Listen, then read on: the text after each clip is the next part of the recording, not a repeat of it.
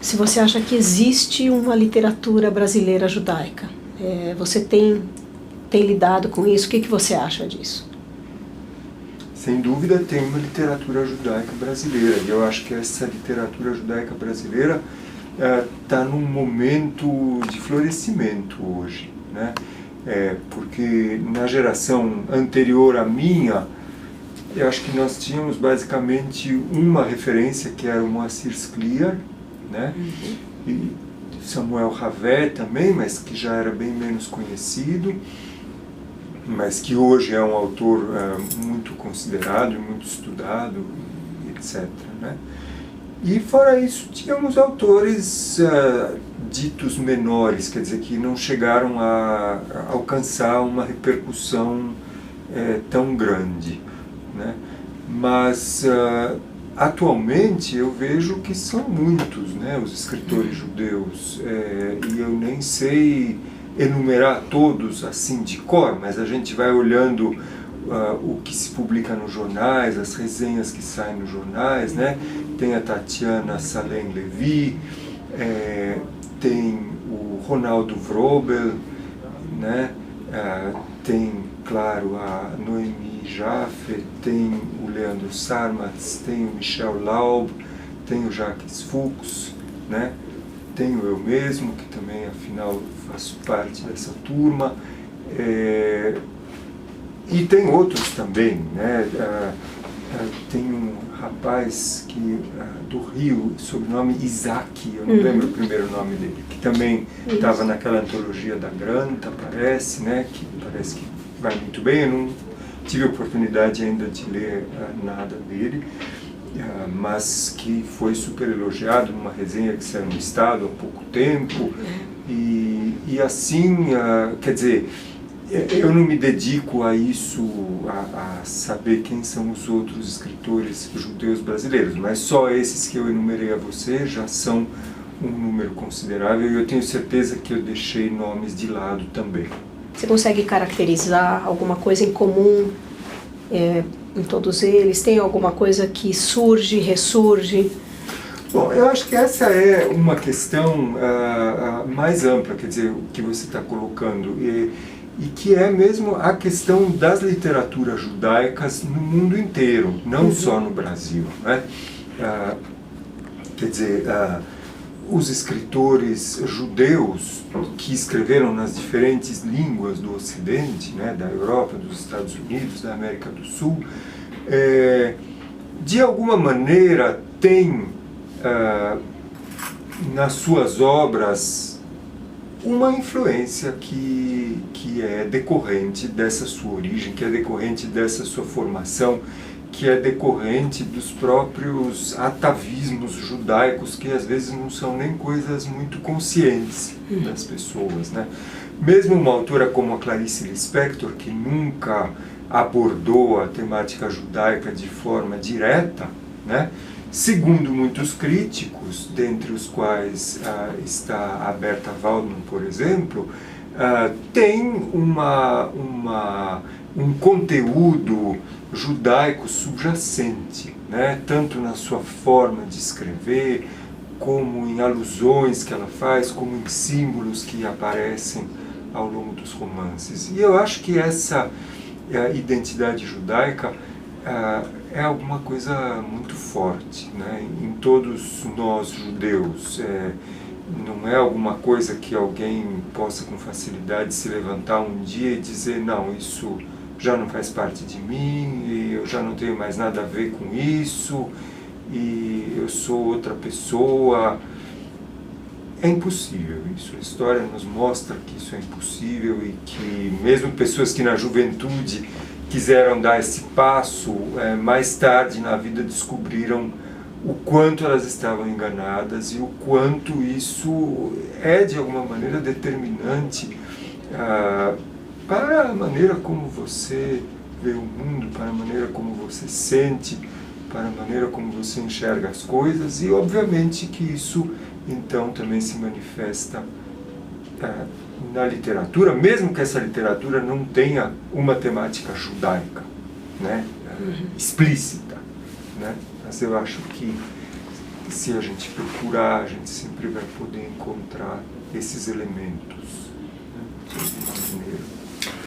Alguns autores optam por colocar explicitamente a problemática judaica dentro dos seus livros.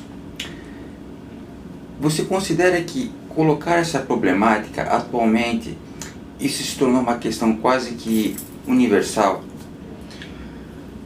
Eu acho que muitas das questões que foram por muito tempo patrimônio exclusivo dos judeus, de certa forma, hoje são questões que transbordaram para outros grupos, né?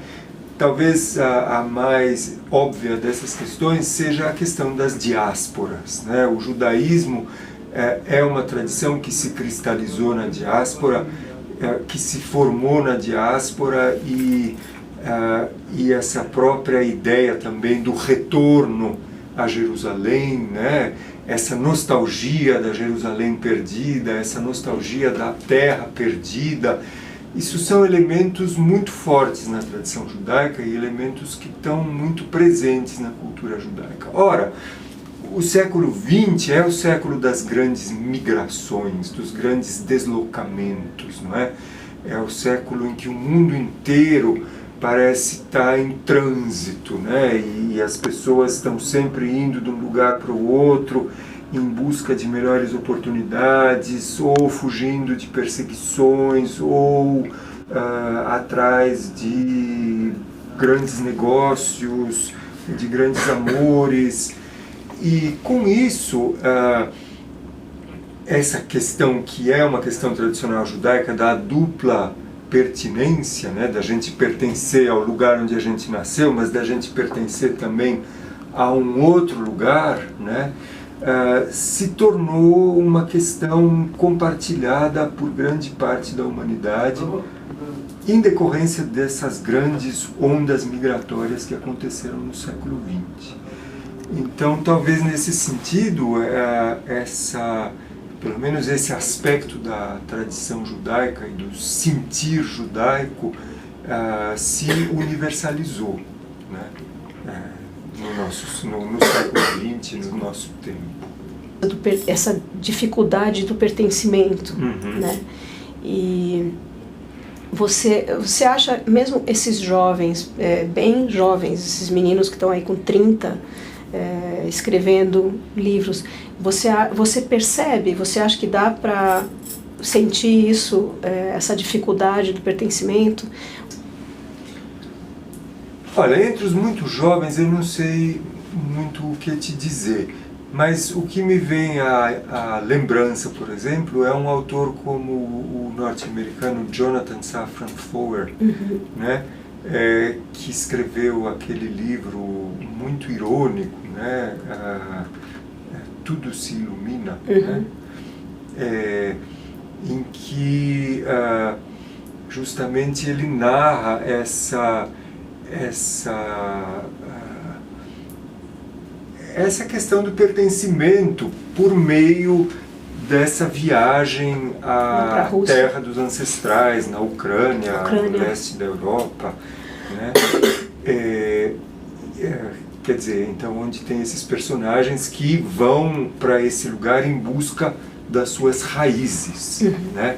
O que já evidentemente demonstra que para eles é evidente que as raízes deles estão em outro lugar, né? Que as raízes dele não estão nos Estados Unidos, embora eles sejam talvez netos, né, de imigrantes, como a maioria de nós escritores brasileiros judeus contemporâneos, né?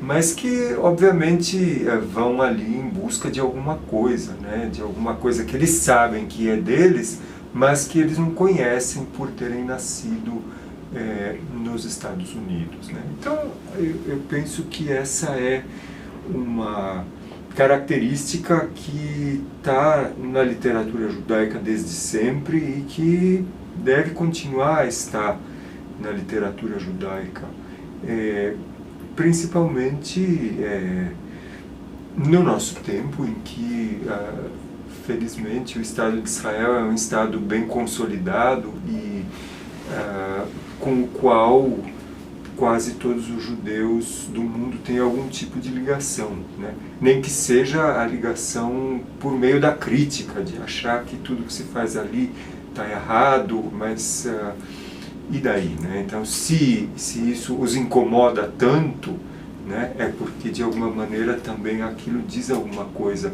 a esses que são tão críticos com relação a esse Estado.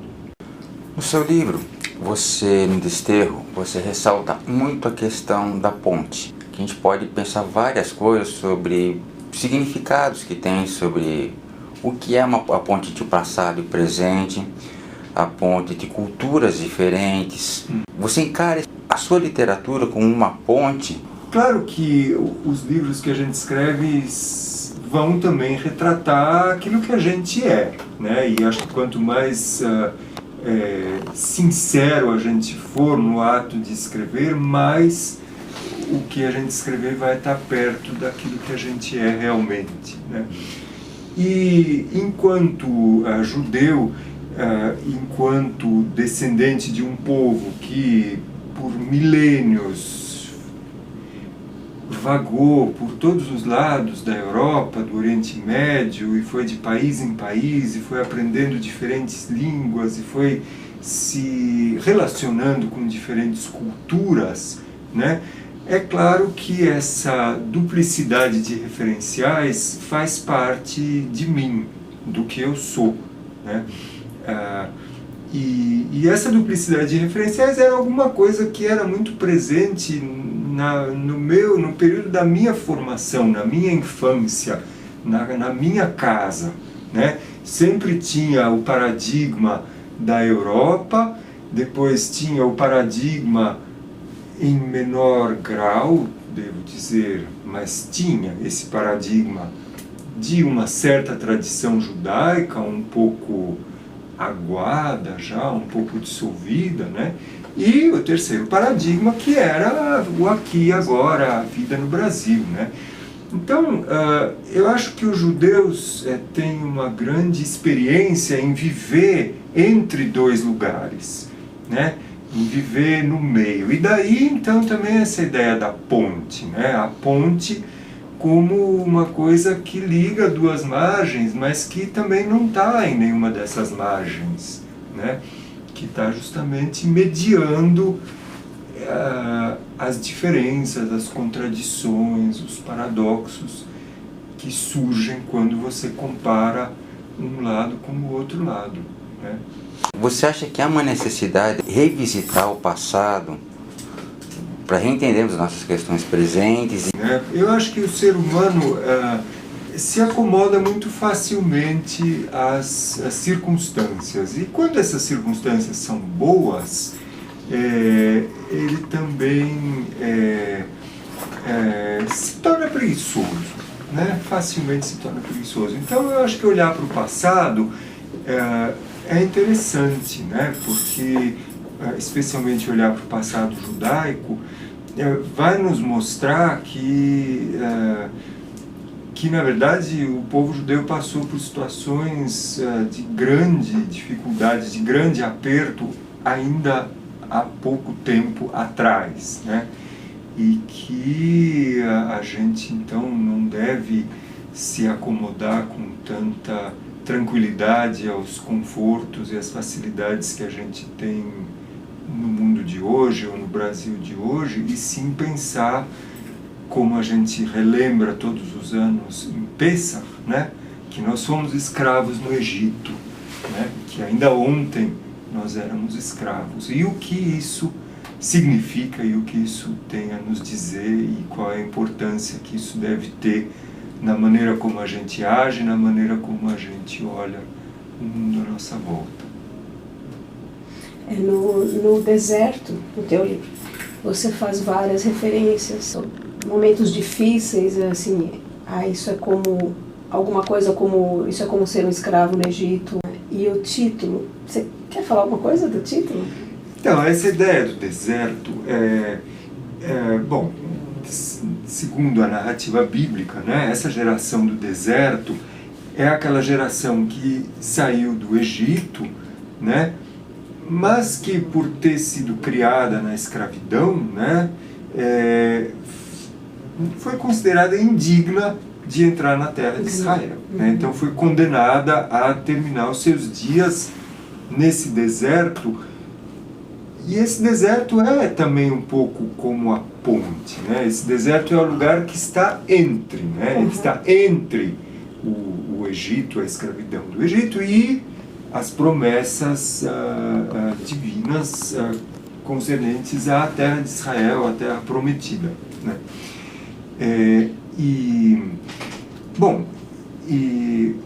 Os personagens desse livro, que são todos eles judeus de origem austríaca ou de origem alemã, né, e que com a ascensão do nazismo perderam aquilo que imaginavam que era a sua pátria, né? Quando surgiu o nazismo, se tornaram também essas figuras do deserto para mim, porque para eles o exílio se tornou um destino inescapável. Para eles nunca mais haveria um lugar no mundo onde eles iriam se sentir totalmente em casa, né? Mesmo os que foram para Israel, como alguns dos personagens que estão no livro, foram para Israel, mas permaneceram lá como judeus alemães, né? Continuaram a falar alemão e a se comportar como alemães e a comer comida alemã e assim por diante, né? Então eles não se identificavam em absoluto com a realidade que estava lá à volta deles, né? Muito embora fossem simpáticos ao Estado de Israel e tivessem contribuído de maneira muito significativa para a criação desse Estado, né? Muitos deles não sentiam que estavam em casa ali, né? E esse não poder mais estar em casa em lugar nenhum, esse destino então de um exílio que não tem fim, né? É, no meu entender, semelhante ao destino dessa geração do deserto. Daí veio o título do livro. Você vê uma importância para o judeu encontrar uma forma própria? Olha, eu não acredito em identidade simples. Pelo menos não se você está falando de alguém que tem essa origem judaica. Eu acho que a identidade ela tem muitas camadas, ela tem muitos quartos secretos e lugares pouco iluminados, né? E então, quer dizer, na verdade, por muitos anos a ideologia do sionismo tentou impor aos judeus uma identidade simples, né? Uma identidade israelense, hebraica, uma ruptura com todo esse legado da diáspora. Isso passou, agora nós todos somos agricultores, kibbutzniks, etc, etc, né? E por muito tempo isso foi martelado na cabeça dos nascidos em Israel, e muitos deles se submeteram a essa martelação e fizeram coro a isso. Mas a realidade é que essa identidade simplificada não existe mais, né? Esse modelo pré-fabricado, ninguém mais acredita nele, né? E hoje, em Israel, há de novo uma grande valorização dessas heranças diaspóricas, desses legados diaspóricos, dessas origens que estão em outros países, né? E eu acho que isso é uma enorme riqueza, você poder ter tudo isso e descobrir que tudo isso não é uma vergonha, que tudo isso é uma riqueza, que você ter origens na Europa, no norte da África, no Iraque ou no Iêmen, né? São elementos que potencialmente podem fazer de você um ser humano mais interessante, mais culto, mais rico, mais hábil, né? E não o contrário. Você acha que o Yiddish ele vai ter uma perpetuação? Eu acho que o destino do Yiddish não é compatível com o destino do latim. Né? Por quê? Porque o Yiddish nunca foi uma língua erudita. O Yiddish sempre foi uma língua falada, né? O Yiddish era tradicionalmente a língua das mulheres, e a língua da rua e a língua da casa.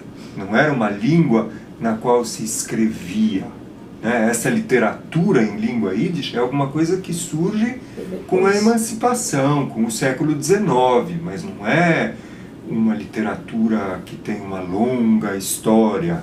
E é uma literatura que tem uma vida muito curta. Né? Ela surge em meados do século XIX e com o genocídio ela praticamente acaba. Ela existe durante 80 anos, né? Na melhor das hipóteses. Então eu não acho que o Yiddish tenha a possibilidade de se tornar uma língua de eruditos. Na verdade, a única esperança para a sobrevida do Yiddish são os ultra-ortodoxos, que mesmo em Israel se recusam a falar hebraico, né? Porque o hebraico é a língua sagrada e porque o hebraico não foi feito para o uso profano, né? Você não limpa o chão da sua casa com um lenço de seda, e assim também você não usa o hebraico para falar de negócios, para brigar com o seu vizinho, para lavar roupa ou esse tipo de coisa, né? Então, para os ultra-ortodoxos, o Yiddish permanece como a língua da vida cotidiana, e é nessa língua que eles conversam com seus familiares, com seus parceiros de estudos, de negócios, de todo tipo de atividade. Né? O Yiddish é uma língua oral. Né? O Yiddish não tem uma tradição de língua escrita, não tem uma tradição literária. E a única chance dele sobreviver, no meu entender, é essa. Você vê que tem uns grupos, veio um grupo aqui na Hebraica, da Alemanha, eu não cheguei a vir. Tem, mesmo em universidades, né? Tem... Nos Estados Unidos, existem bibliotecas dessa literatura Yiddish, existem pessoas que estudam a língua Yiddish, que traduzem a língua Yiddish, mas a língua Yiddish, ela se caracteriza pela mobilidade, pela maleabilidade, né? Ela não é uma língua assim fixa, cristalizada, fixa, com uma gramática, com uma retórica, com uma literatura, com todos esses pilares, né? Ela é mesmo um arroz com feijão, é uma coisa assim para o dia a dia. Essa é a natureza dessa língua, né? Então, eu acho que a chance dela sobreviver está enquanto ela puder funcionar para isto.